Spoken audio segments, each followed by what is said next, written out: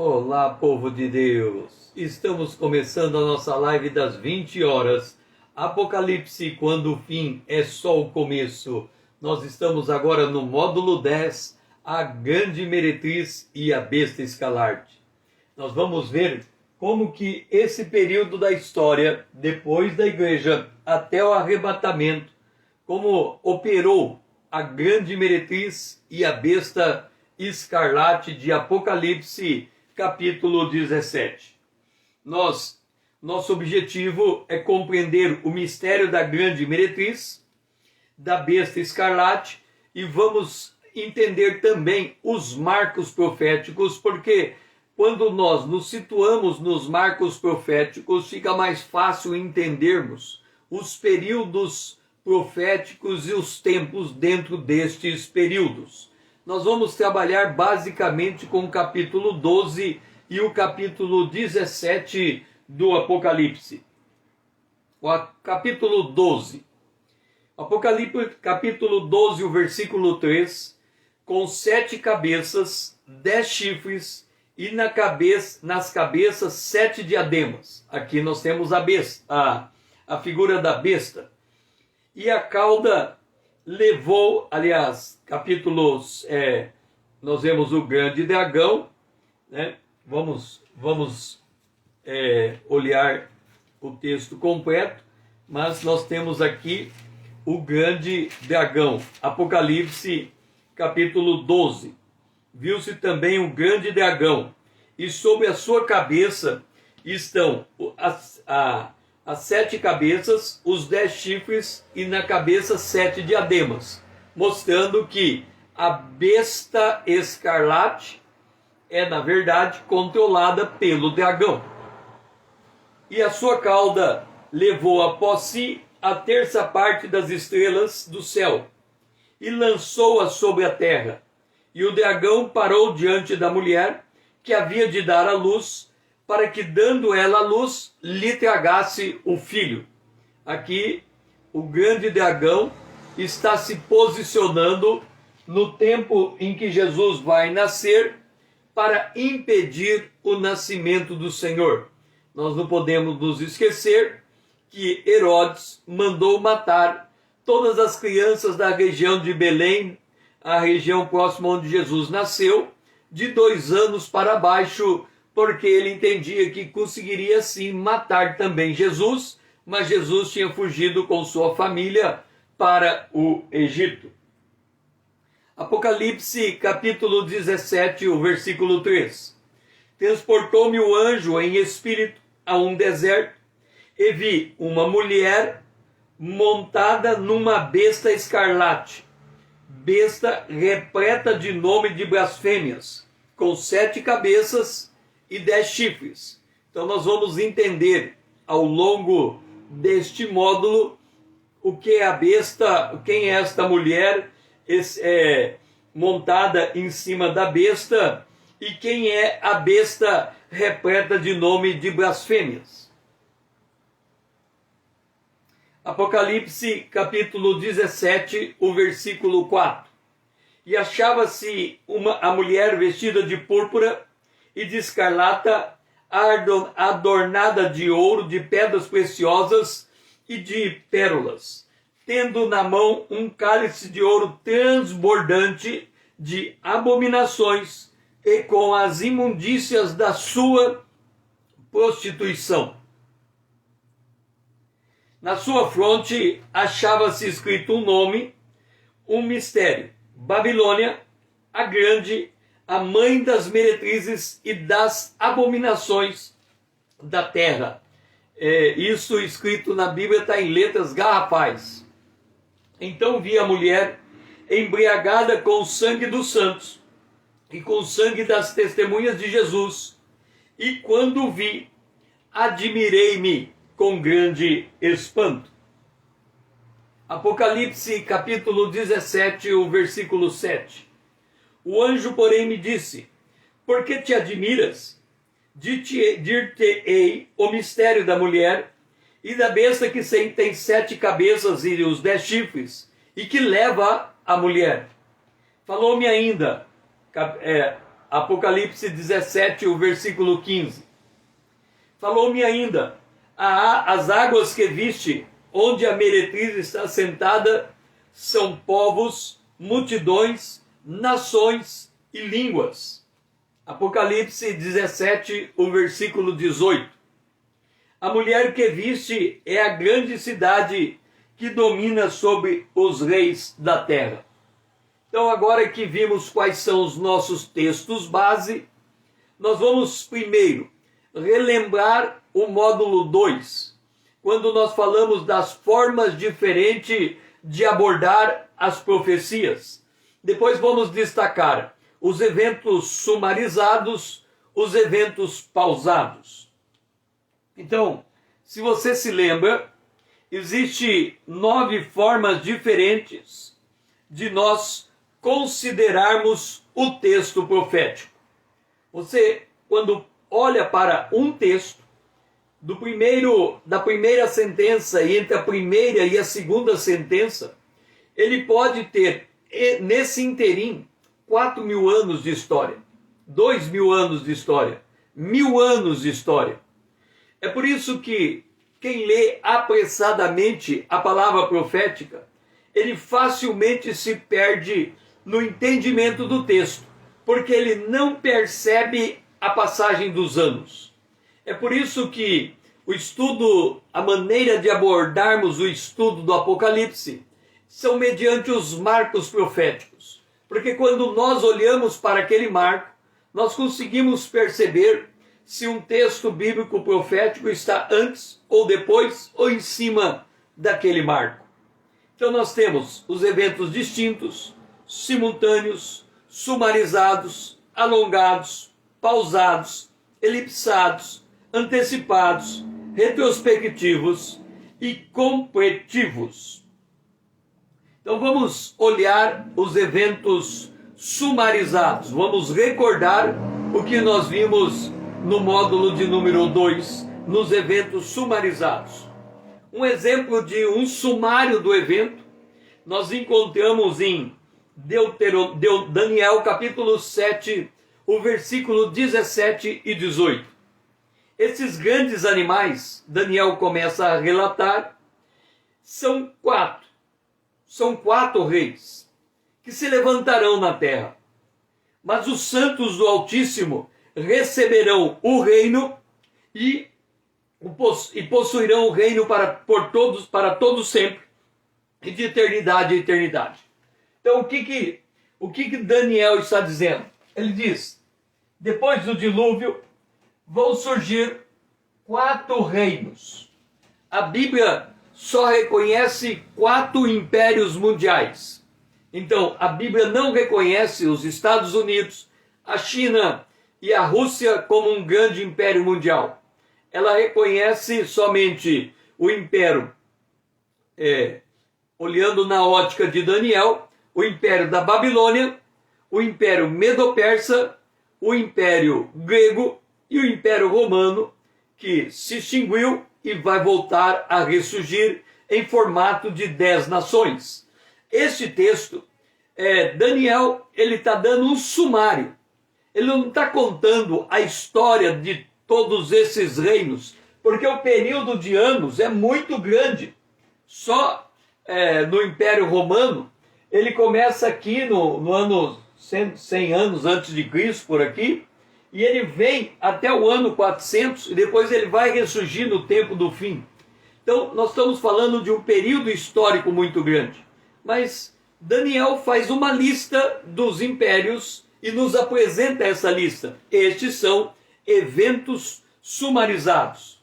É como um preâmbulo, um breve sumário do que está por vir. Por exemplo, quando a gente vai começar uma partida de futebol, no começo da partida é citado o nome dos 22 jogadores, 11 de cada lado, mais o juiz e os 2 bandeirinhas. Então você fica informado do nome de todas as equipes, de todos os atores daquele jogo, mas você ainda não sabe o que vai acontecer no jogo. Esta é a ideia dos eventos sumarizados. De certo modo, os marcos proféticos são equivalentes aos eventos sumarizados. Eventos pausados.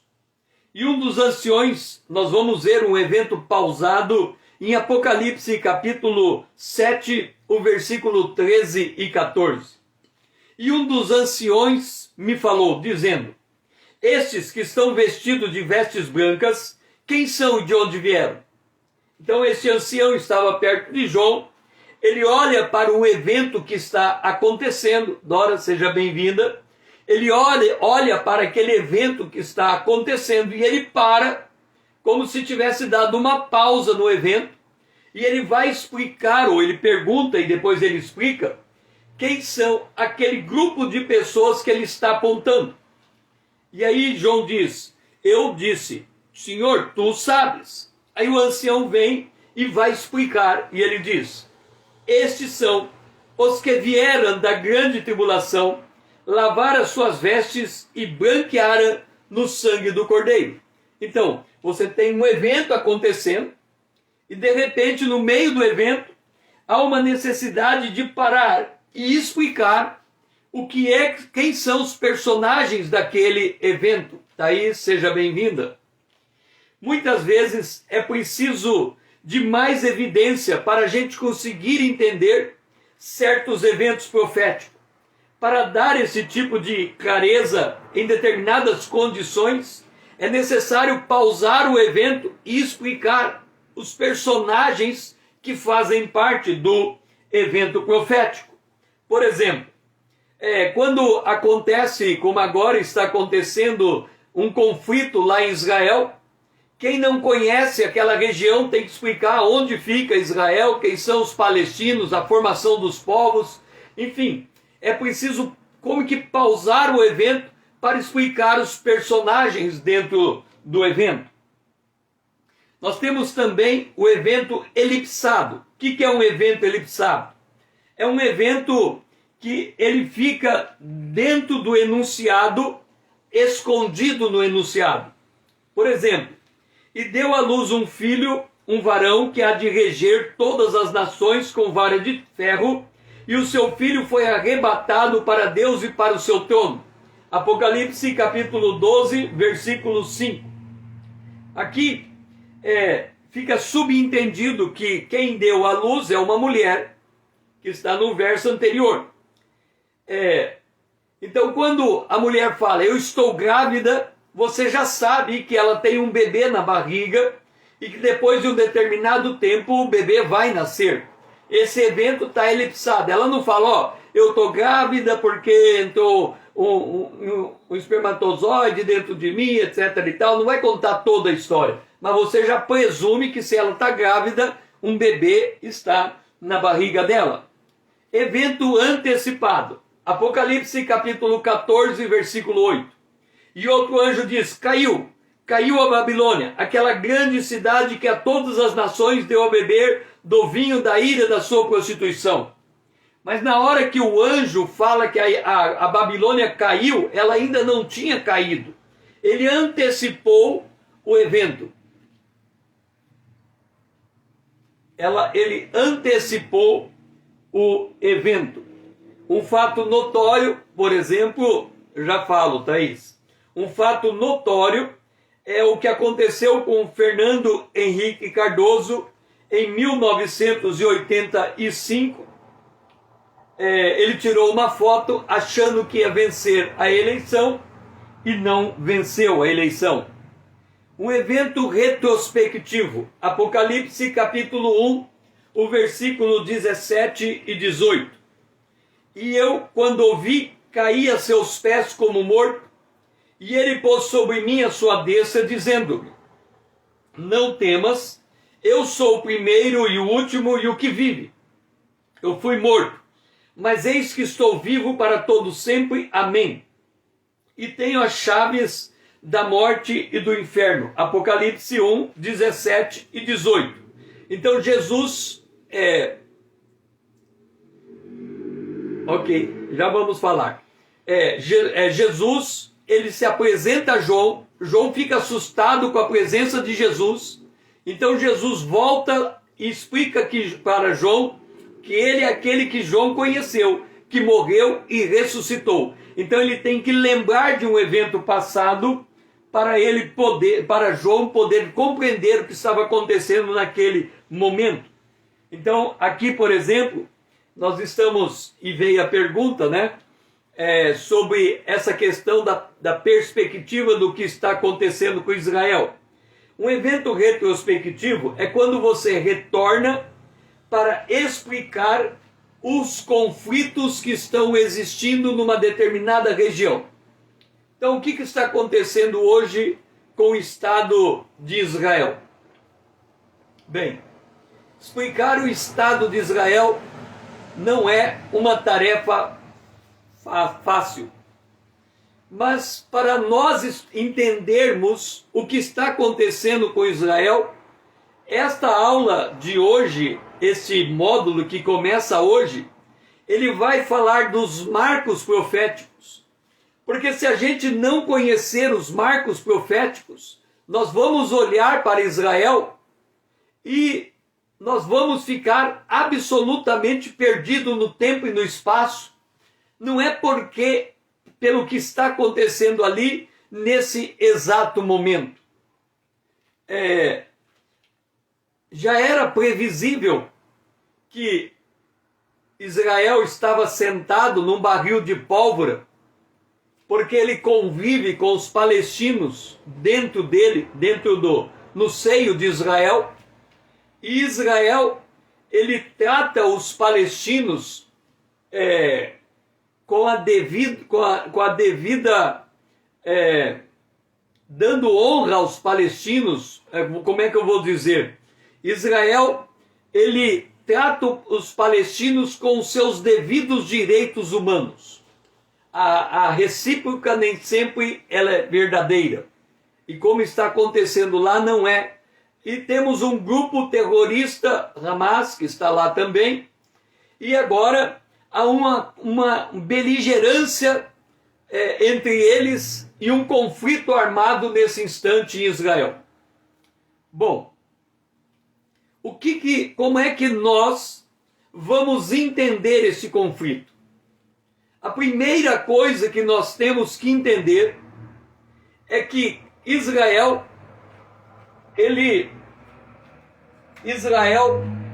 aqui está Israel, no Antigo Testamento.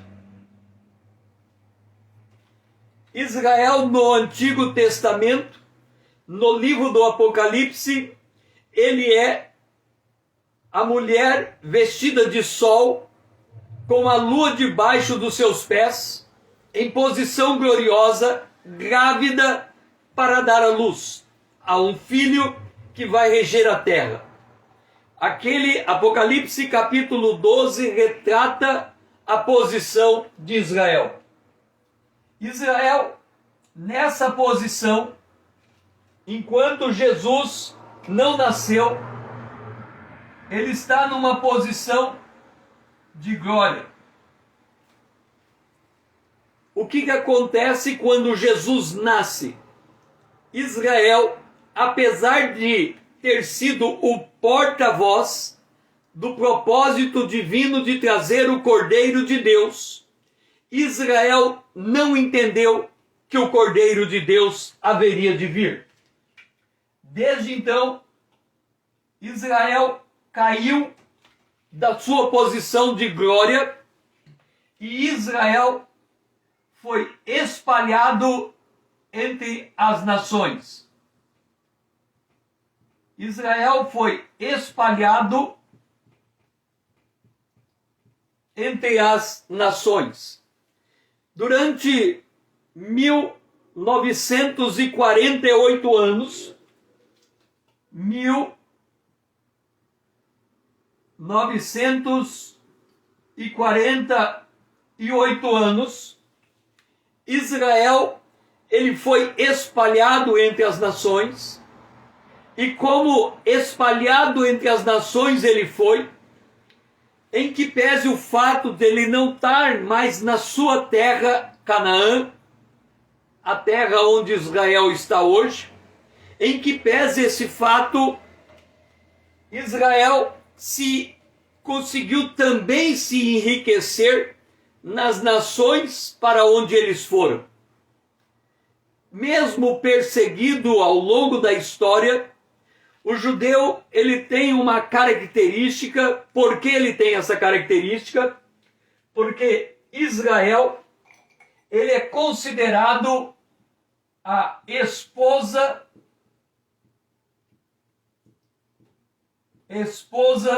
do Criador. Israel, ele é a esposa do Criador. Como esposa do Criador, Israel, ele é o guardião humano de toda a criação divina. Israel, ele tem um papel distinto do papel da igreja. Israel, quando ele entra em guerra, o universo entra em guerra junto com ele. Por exemplo, quando nós lemos a história de Débora cantando a vitória de Baraque, ela diz que desde do céu as estrelas interviram naquela terra. Israel, ele tem essa posição, de ser a esposa do Criador,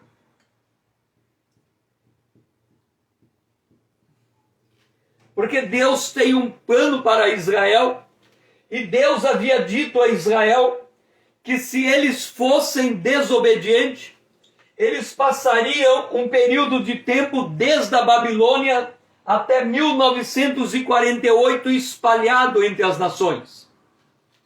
Em 1948, Israel volta para sua terra, e ao voltar para sua terra, o que ele encontra historicamente?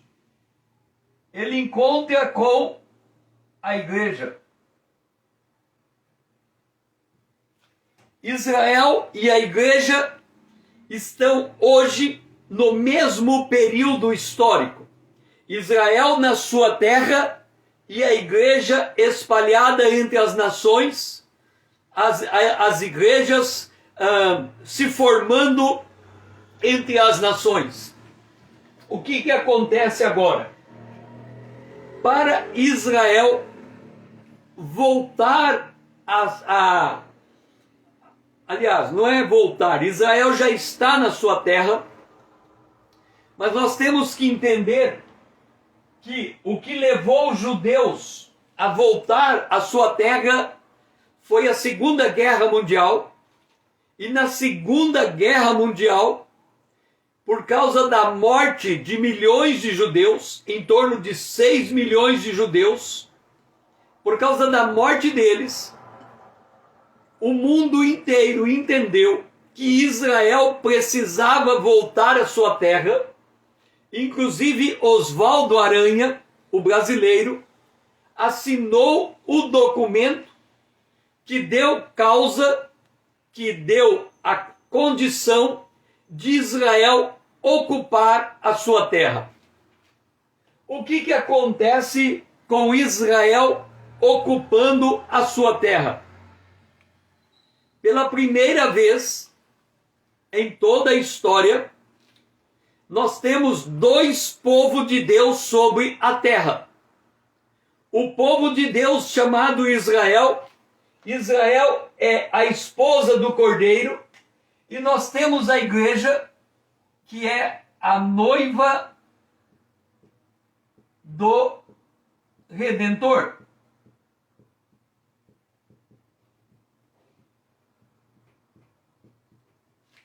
Então nós temos a esposa do Cordeiro ocupando as terras de Israel, e nós temos a noiva nós temos a esposa do Criador ocupando a terra de Israel, e nós temos a esposa do Cordeiro, a noiva do Cordeiro, ocupando toda a terra.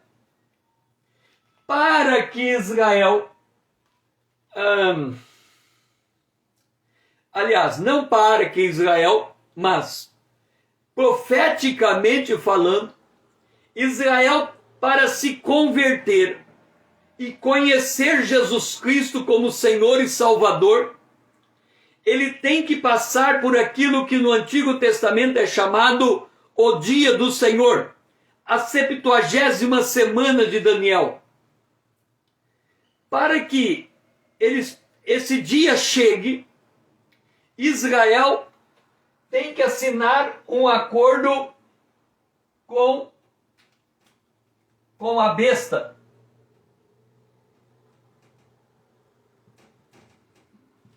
A besta não é o anticristo. Ele tem que assinar um acordo com a besta. O anticristo é o personagem que antes do arrebatamento ele chama de anticristo, depois do arrebatamento ele chama de falso profeta. A besta não é o falso profeta e nem é o anticristo.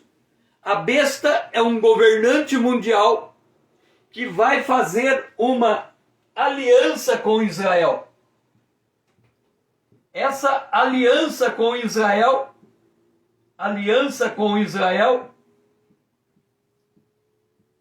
é chamada aliança da morte. Agora, qual que é o drama que temos aqui? É que para a besta assinar o acordo com Israel, a igreja não pode estar na terra. De novo, para que Israel possa assinar o acordo com a besta, a igreja não pode estar na terra. Ela tem que ser ressurreta e arrebatada antes daquela hora. O que podemos então dizer? Qual é a primeira conclusão que nós podemos tirar daqui? Enquanto a igreja estiver na terra, Israel vai ficar na terra. Ele não assina o acordo com o anticristo e ninguém tira ele daquele lugar. E a igreja continua na terra. Então nós temos uma situação em que Israel agora está sofrendo um ataque. Esse ataque não vai poder perdurar. Se o ataque continuar, Israel vai vencer essa batalha. Não sei como, mas ele vence a batalha. Por quê? Porque ele é a esposa do Criador. E ninguém tira Israel da onde o Criador o colocou. Simples assim. Então, esta batalha, ela é uma batalha que está acontecendo, mas ela não é nada perto das batalhas que ainda estão por vir contra Israel. É uma batalha localizada, é uma batalha que tem um tempo para acabar, é uma batalha que vai trazer os consequentes que uma batalha traz, mas é uma batalha que não tira Israel do seu lugar. É a única garantia que nós temos nesse momento da história. Por outro lado, alguém pode dizer assim: César, significa que a igreja vai ser arrebatada para Israel assinar o acordo com a besta? Necessariamente não. Por que não? Porque quando Israel assinou o acordo, aliás, quando a ONU assinou o documento instituindo o Estado de Israel, qual era a condição do mundo naquele dia? A condição do mundo naquele dia era que Israel se formou nação e a igreja estava na face da terra. Ou seja, em 1945, Israel se forma nação e a igreja estava na terra. Ela não foi ressuscitada e ela não foi arrebatada. Por que eu estou dizendo isso?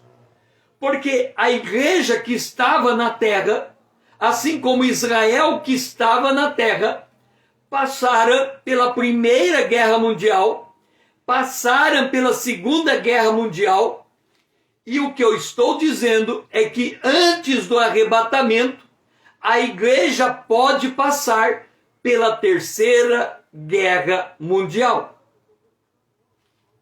Agora, quando a gente usa a palavra guerra mundial, nós também temos que qualificar o que é uma guerra mundial. Na verdade, a Primeira Guerra Mundial, ela não foi mundial. A Segunda Guerra Mundial, ela não foi mundial. Aí você diz assim, como assim, César?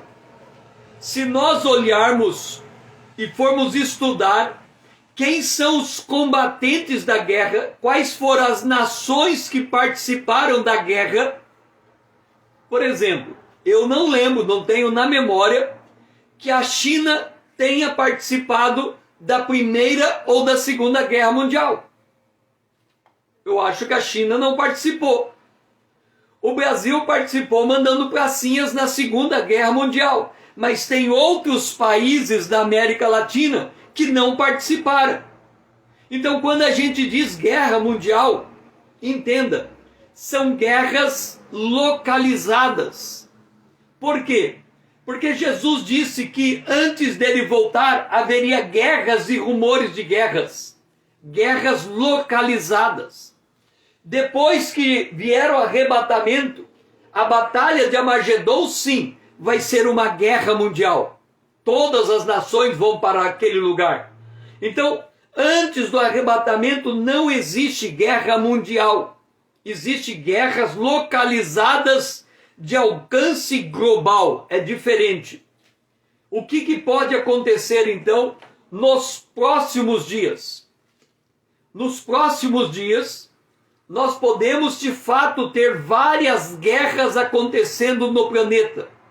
E não é isso antes do arrebatamento da igreja. Israel continua lá.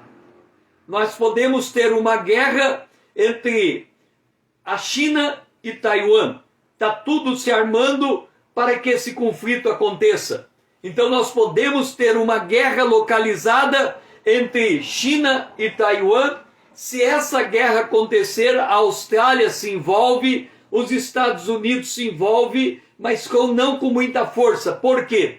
Porque outras guerras vão acontecendo em outros lugares, como por exemplo, nós podemos ter uma guerra entre a Coreia do Sul contra a Coreia do Norte, e os Estados Unidos também tem que proteger a Coreia do Sul.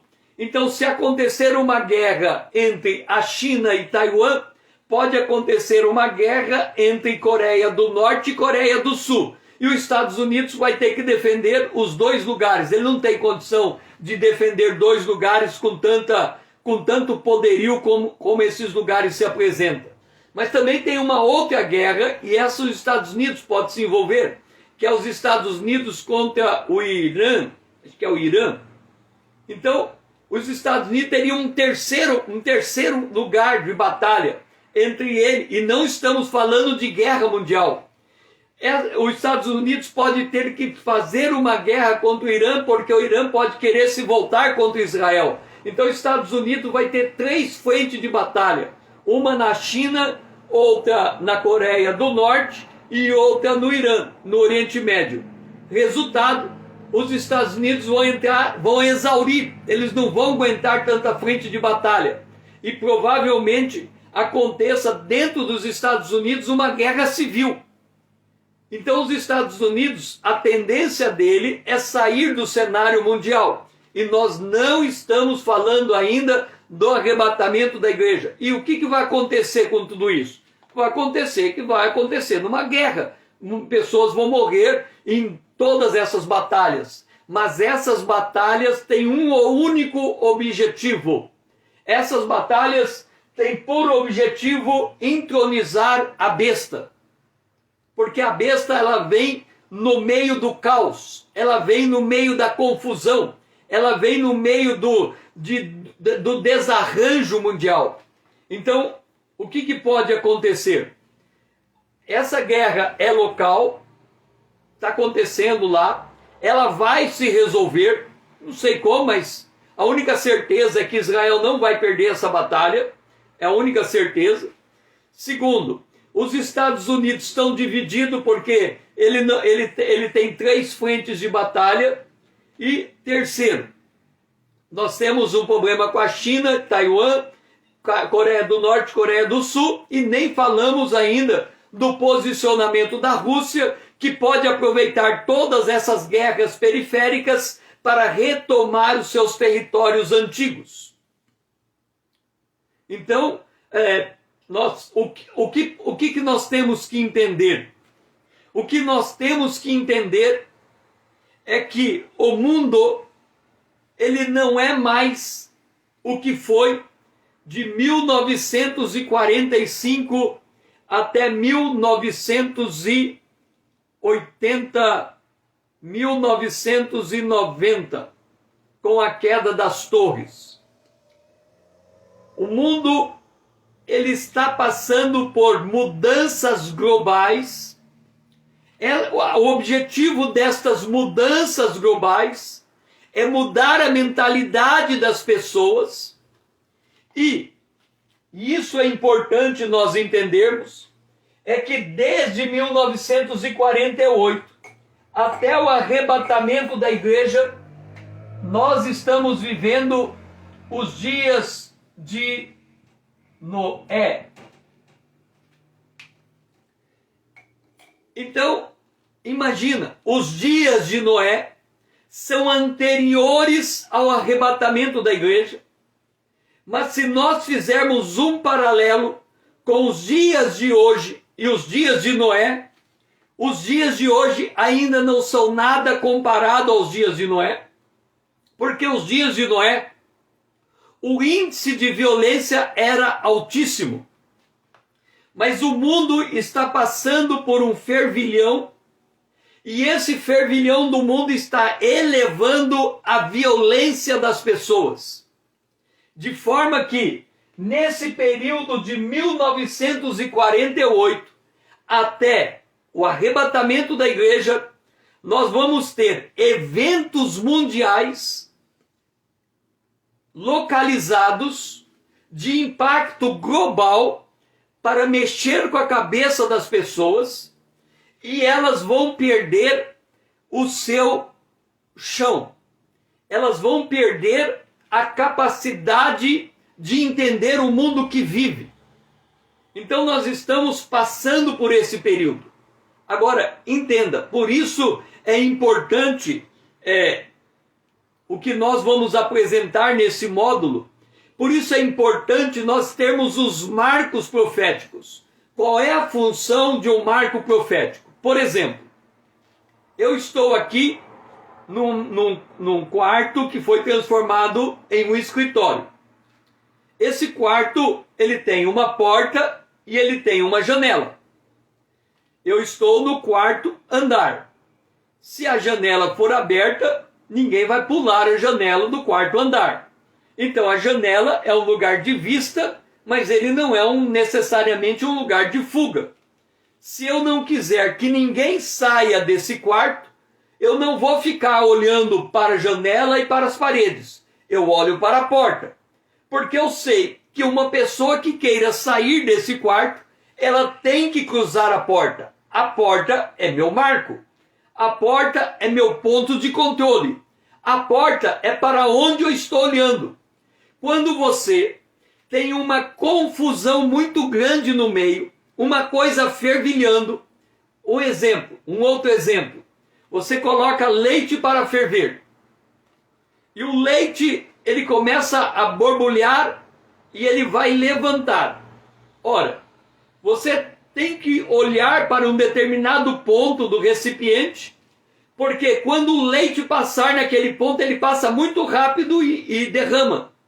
Então você olha para aquele ponto, você não pode ficar olhando para o recipiente inteiro. Você só olha para aquele ponto, porque se você tiver certeza daquele ponto, você sabe aonde fechar o fogo para o leite não transbordar o recipiente. O marco, ele funciona desta maneira. Qual é o marco que eu tenho? Ora, eu tenho um marco. Deus criou os céus e a terra, Deus vai criar novos céus e nova terra. Nas duas extremidades, Deus está no controle. Qualquer coisa que aconteça no meio, pode acontecer o que quiser. Deus criou os céus e a terra, Deus vai criar os céus e a terra. O meio pode fervilhar à vontade, mas eu sei para onde a história está indo.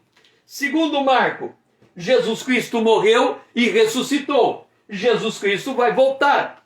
Então no meio pode acontecer o que quiser. Jesus ressuscitou, foi para o céu e vai voltar na terra. Ele vai preparar lugar e quando estiver pronto eu vou voltar. Então, pode acontecer o que acontecer, ele vai voltar. Terceiro marco, o Espírito Santo derramado sobre a igreja, o Espírito Santo levando a igreja para fora da terra. Então tem um marco. A besta, ela só pode se manifestar depois daquele que está no meio for tirado. Então eu tenho um marco. Então, está acontecendo algo com Israel? Tá. A igreja está na terra? Tá. Então, o entendimento da situação é de um jeito. Está acontecendo algo com Israel? Tá. A igreja está na terra? Não, foi arrebatada. Então, agora a história é outra. Nós passamos para outro patamar, nós passamos para outro marco. O que acontece com as pessoas? Como elas não conseguem enxergar os marcos, elas se perdem no meandro da história, porque tudo assusta. Olha, nós temos que entender que quando olhamos a história, nós não estamos olhando a governabilidade humana. O apóstolo Paulo, ensinando a igreja a orar, ela disse que nós devemos orar por aqueles que estão em autoridade, para que nós possamos ter dias tranquilos. Esse é o conceito de Paulo a respeito da oração. Então, se nós queremos viver em paz, se nós queremos viver,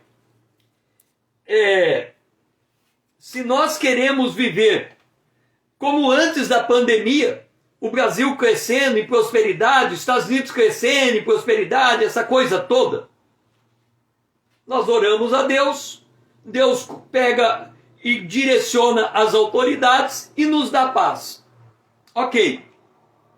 Isso em tempo de normalidade. Agora, quando Deus tira a normalidade, o que é tirar a normalidade? A pandemia tirou a normalidade do mundo. Tirou. Os homens perderam a lógica dos eventos. Acontece uma guerra lá em Israel agora. A normalidade se perdeu. Quando as coisas perdem o rumo, nós temos que olhar Naum, capítulo 1, versículo 3. O Senhor é tardio em irar-se, mas grande em poder, e jamais inocenta o culpado. O Senhor tem o seu caminho na tormenta e na tempestade, e as nuvens são os pós dos seus pés. Isso significa, a situação de Israel entrou em guerra? Entrou. O que Deus está fazendo? No meio do caos, Deus está traçando o seu caminho. Qual é o caminho? A resposta de Jesus para a igreja é uma só: vigia e ora. Por que nós temos que vigiar e orar? Porque quando nós estamos andando no caos, todas as coisas saíram fora do controle do homem. Quando as coisas saem fora do controle do homem, elas só permanecem no controle de Deus. Mas quando elas estão no controle de Deus, fora do controle do homem, nós temos que entender uma coisa: nós estamos andando nas trevas. O que é andar nas trevas? Não existe normalidade no mundo nos dias de hoje. Nós não sabemos o que é a pandemia, para onde ela veio, para onde ela vai. Nós não sabemos o dia seguinte. Nós não sabemos se vai acontecer eventos de guerras em pontos espalhados no globo. Nós não sabemos. Mas Jesus não pediu para a gente saber tudo. A gente pode não entender todas as coisas, mas nós somos obrigados a confiar em Deus sempre. E quando nós não compreendemos todas as coisas, e a única condição dada por Deus a cada um de nós é confiar, ele diz o seguinte: vigia e ora. Por quê? Porque 2 Pedro capítulo 1, versículo 19. Porque temos assim, tanto mais confirmada a palavra da profética, e fazeis bem em atendê-la, como uma candeia que brilha em seu lugar tenebroso, até que o dia clareie e a estrela da alva nasça em vosso coração. Em outras palavras, quando a gente olha para Israel e vê aquele caos, se você olhar do ponto de vista humano, você fala, perdeu o controle. Mas se você olhar do ponto de vista divino, você olha e diz, Deus está no controle, eu só não estou enxergando como. E o que eu tenho que fazer? Orar, vigiar e esperar. Por quê? Porque se eu der um palpite antes de Deus confirmar o seu caminho, eu vou fazer o papel de trouxa. De novo, quando o caos está acontecendo, Deus está dizendo, para, confia e ora, vigia. Por quê? Porque lâmpada para os meus pés é a tua palavra, e luz para o meu caminho. E ele diz, eu vou te dar luz para você andar um dia, ou meia hora, ou metade da meia hora. Então nós temos que nos posicionarmos, olharmos para o Senhor e dizer, Senhor, eu não estou entendendo nada, mas eu estou confiando no Senhor em tudo. Por quê? Porque se nós tentarmos entender tudo, fora do tempo de Deus para o entendimento, sem o auxílio da palavra de Deus, nós só vamos fazer um papelão. O que é o papelão? É tentar adivinhar. Ah, acho que está acontecendo isso, vai acontecer o arrebatamento aqui, vai acontecer lá. Ora, se a Bíblia diz que Deus faz o seu caminho na tempestade, entra na tempestade e tenta achar o caminho. Aí alguém quer ficar no lugar de Deus. Alguém quer se colocar na posição do Criador. Ora, com quem Israel, com quem que aquele povo está tratando? Com a esposa do Criador. Eu vi um judeu, ele dando um estudo sobre Apocalipse, e ele falava assim, vai se meter com o povo de Israel, se mete, você sabe com quem vocês estão tratando? Um anjo matou 180 mil soldados numa única noite. Então, mexer com Israel não é brincadeira. Quando alguém está mexendo com Israel, no mínimo, a gente tem que ficar em posição de sentido, expectativa, olhando para o céu e dizer, Senhor, para onde está indo? Por outro lado, enquanto Israel estiver em guerra, entenda isso, enquanto Israel estiver em guerra, a igreja está na terra. De novo, Eleanor, seja bem-vinda. De novo, enquanto Israel estiver em guerra, a igreja está na terra. Como assim, César? É que se Israel assinar o acordo com o anticristo, ele para de entrar em guerra. Aí a igreja já terá arrebatado, porque o anticristo, quando ele assinar o acordo com a besta, significa que a igreja já foi arrebatada. Então, enquanto Israel estiver em guerra, uma certeza que nós temos é que a igreja está na terra e Israel não assinou o acordo com o anticristo. Agora, alguém pode dizer assim, mas nós não devemos viver em um mundo em paz? Aí eu pergunto para você, e quando é que houve paz no mundo? Sem Cristo é impossível. Por quê? Considere o seguinte, nós temos o Brasil. O Brasil está em paz. Está em paz. Nós não temos guerra contra nenhuma outra nação. Está em paz. Agora vai lá para o Rio de Janeiro e veja o que está acontecendo lá. Vai lá nos morros do Rio de Janeiro e tenta morar naqueles lugares. Aí você vai descobrir que aquele lugar não está em paz, está em guerra. Uma guerra que não é considerada guerra, mas é guerra. Você pega, nós estamos vivendo em paz. Lá em Mato Grosso do Sul, uma cidadezinha de 5.000 habitantes. Um grupo de bandidos entraram na cidade e assaltaram o banco com arma de grosso calibre. Isso é estar em paz? Ou será que quando nós declaramos que estamos em paz, nós não estamos vivendo numa grande bolha, não querendo olhar para o que está acontecendo em volta? Se você acha que nós estamos em paz, pede o relatório do irmão André acerca das condições da igreja no mundo. E o irmão André vai contar a quantidade de países que estão perseguindo a igreja. Qual é o drama nosso? O nosso drama é que, ao invés de lermos a realidade sob a ótica de Deus, nós queremos ler a realidade sob a ótica do nosso entorno. E quando lemos a realidade de acordo com o nosso entorno nos engana. Porque a palavra de Deus permanece para sempre, mas a do homem não.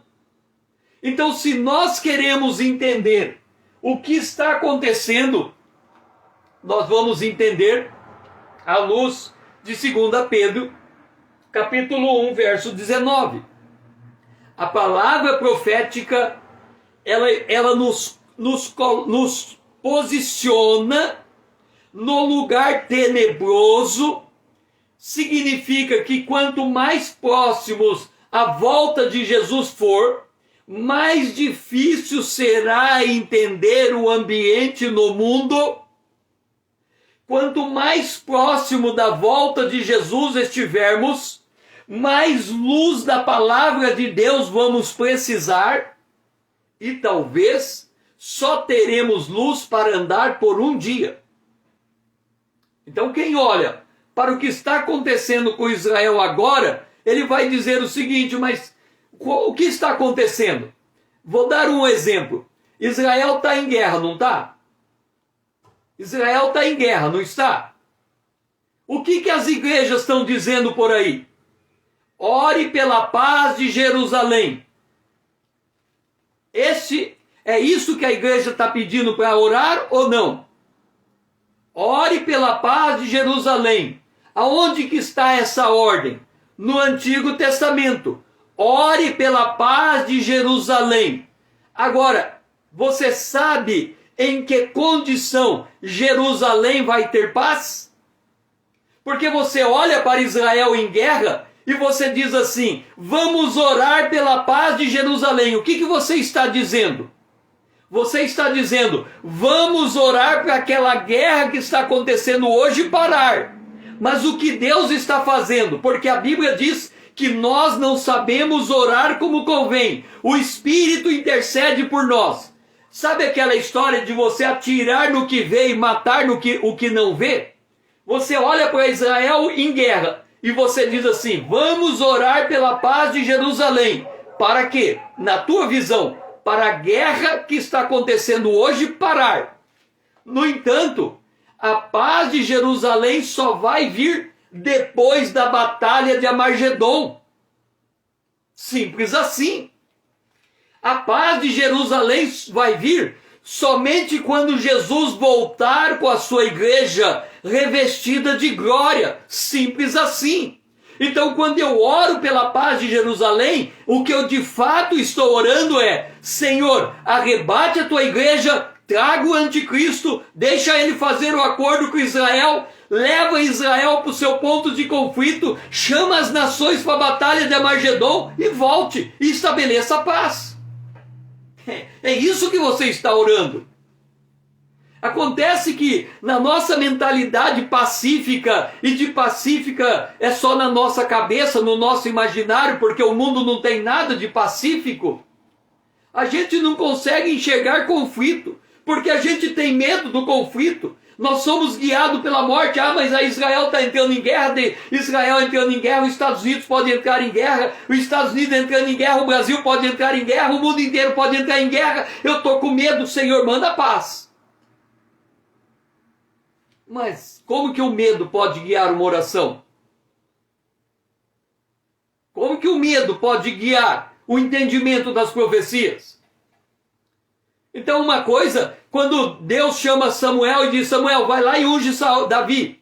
Samuel não queria. Aí Deus falou, até quando você vai ter dó de Saul? Larga Saul de lado, vai lá e unge Davi. E Davi foi ungido, e depois Saul foi perseguir Davi, até que Saul morreu e levantou Davi. Agora, quem não entende a palavra profética, ele fica olhando o mundo nas lógicas humanas. E olhando o mundo nas lógicas humanas, ele olha o mundo no seu conforto pessoal. E no seu conforto pessoal, quando ele olha para uma batalha, ele olha, Senhor, haja paz em Jerusalém. Mas a paz que ele pede não é a paz para Jesus voltar e estabelecer a paz. É a paz para a guerra não chegar até a sua casa. Ora, a igreja ela está vivendo na fantasia da prosperidade. Ela acha que Deus vai dar prosperidade ao seu povo, vai enriquecer o seu povo na terra, vai tornar o seu povo poderoso. Mas esse povo é a igreja de Laodiceia. Você pensa que é rico, não sabe que é pobre, nu e miserável, nu e pobre? Compra colírio para ver. Então, na verdade, a igreja que adota a doutrina da prosperidade, ela canta uma bravata. Ela quer implantar o reino milenar na terra sem Jesus estar na terra. Isso não existe. Então, nós temos que entender a palavra profética. Porque nós temos que entender que nós estamos diante de um Deus poderoso, que traça o seu caminho no meio da tempestade, que faz das nuvens o pó dos seus pés. Olha para a nuvem e você fala, eu não vejo nenhuma estrada no céu. Mas Deus está cruzando sobre as nuvens e estabelecendo pelo vento o caminho das nuvens, o caminho da chuva, o caminho da planta se produzir num determinado ciclo do ano ou não. Como aconteceu com Elias, que orou e 3 anos não choveu, e depois orou e voltou a chover. Então, quando nós nos deparamos com os eventos como está acontecendo com Israel, o nosso posicionamento é vigia e ora, porque quando essas coisas acontecerem, a redenção está perto. Então, vigia é olhar a palavra profética e entender o mundo de acordo com a palavra profética. E ora, orar em conformidade com a palavra profética. Então, qual é a nossa oração? Senhor, dá-me discernimento para entender a palavra profética. Observa, nós estamos no módulo 10 de Apocalipse. O módulo 8, do módulo 8 para trás, eu fiz a exposição da palavra profética em 39 horas. Eu fiz a exposição somente do primeiro capítulo do Apocalipse e levei 39 horas só para explicar o primeiro capítulo do Apocalipse. Para explicar o segundo e o terceiro capítulo do Apocalipse, eu levei 34 horas. As lives estão aqui arquivadas no Instagram e ali no YouTube. 34 horas de exposição para nós entendermos 2000 anos de história. Agora, nós queremos entender o que está acontecendo em Israel e nem a base da profecia nós entendemos. Por exemplo, quais são os 2 grandes objetivos de Satanás? Ser igual a Deus, ter poder político, ter poder religioso. Olhando para a igreja, ele tem poder religioso. Como? o joio no meio do trigo. Olhando para o mundo, ele tem poder político. Como? Manipulando os governos humanos. Ora, se nós não entendemos nem o que Satanás quer, como é que nós vamos entender o que Deus quer depois disso? Então nós temos que entender a palavra profética. Porque a situação vai ficar cada vez mais confusa, complexa no mundo, que se nós não tivermos firmeza nos marcos proféticos, para nós pararmos diante do marco e dizer, pode acontecer o que aconteceu, eu vou ficar parado aqui, porque eu sei que o Senhor vai passar por aqui, e quando ele passar eu pego carona. Isso é conhecer o marco profético. Porque se a gente não conhece o marco profético, fica desesperado procurando aonde que Deus está, quando Deus está construindo o seu caminho no meio da tempestade. Amém? Com isso, nós terminamos esta live. Nós estávamos explicando eventos retrospectivos, a origem dos conflitos que estão acontecendo em Israel, fazendo um retrospecto desde o nascedouro de Israel até para onde ele está indo para o encontro com Cristo e conhecer o Redentor. Foi bom ter você aqui, Dora, Thaís, Elânia. Amanhã, às 20 horas, nós estaremos continuando nesse módulo 10, a grande meretriz e a besta escarlate, porque para nós entendermos como é que a besta vai aparecer para assinar o acordo, nós temos que entender como é que a besta escarlate operou nos últimos 2000 anos de história.